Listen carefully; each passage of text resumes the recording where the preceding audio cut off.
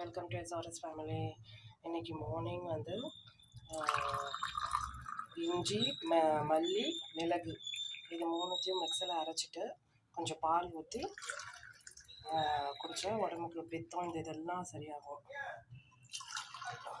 இது மூணுத்தையும் மிக்ஸில் நல்லா அரைச்சிட்டு தண்ணி கொதிக்க வச்சு அதோட கலந்து ஊற்றிட்டு கொஞ்சம் அப்புறம் நாட்டு சக்கரை போட்டு மிக்ஸ் பண்ணிங்கனாக்கா சூப்பராக இருக்கும். இந்த மாதிரி ஒரு ட்ரை பண்ணுங்கள் ஃப்ரெண்ட்ஸ். கதம்ப சாம்பார் மாதிரி தான் வைக்க போகிறோம். இன்றைக்கி அமாவாசை இல்லைங்களா, ஸோ அதனால் அவரைக்காய், கத்திரிக்காய், சுண்டைக்காய், பூசணிக்காய், அதுக்கப்புறம் பாவற்காய், அமாவாசையிலேருந்து பாவக்காயெல்லாம் சேர்க்கணும்னு சொல்லுவாங்க. ஸோ அதனால் எல்லாம் போட்டு ஒரு சாம்பார் வெங்காயம் போட்டு தாளிச்சாச்சு.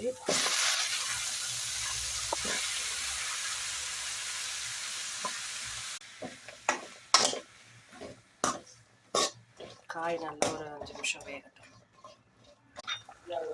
சாம்பார் காயெல்லாம் நல்லா வெந்துருச்சு. இந்த டைமிங்கில் புளியை கரைச்சி கொஞ்சம் புளி கரைச்சி ஊற்றியாச்சு. இதை ஒரு 5 நிமிஷம் கழிச்சு ஆஃப் பண்ணிடலாம்.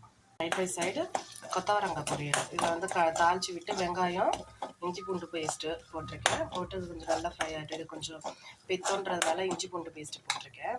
நார்மலாக கொத்தவரங்காய் கொஞ்சம் பித்தம்னு சொல்லுவாங்க. ஸோ அதில் இஞ்சி பூண்டு பேஸ்ட்டு போட்டு கொத்தவரங்காய் போட வைக்கிறேன்.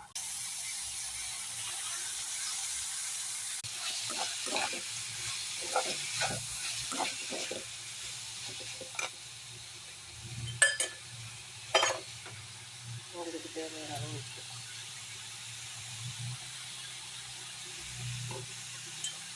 என்னென்னா கொஞ்சம் மாங்காய் போட்டுக்கணும். மாங்காய் மறந்துட்டேன்.